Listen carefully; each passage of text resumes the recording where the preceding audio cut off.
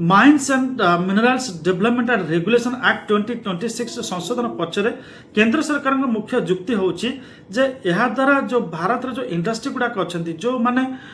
विभिन्न मिनरल्स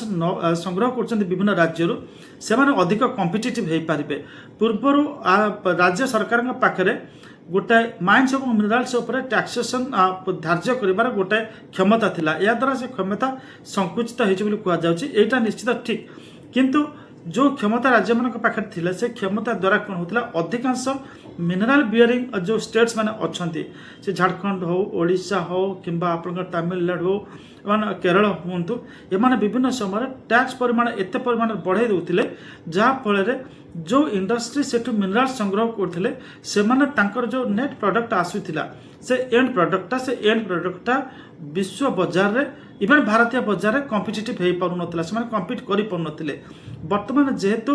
केंद्र सरकार अधीन रहा केंद्र सरकार गोटे यूनिफॉर्म टैक्सेशन व्यवस्था माइंस और मिनरल्स उपर आणबे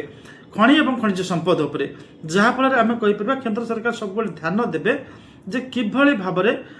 भारत जो mineral industry mineral based industry अच्छा से विश्व बजार में तांकर प्रोडक्ट को गोटे कॉम्पिटिटिव प्राइस रे सेल करें। जो नेट लॉस हवा कथा कहुच्छी निश्चित भाव में राज्य मैंने जो ए विशेष किसी आलोचना करेंगे केंद्र सरकार सहित जो लॉस हबार संभावना सृष्टि से लॉस को अन्य प्रकार स्पेशल पैकेज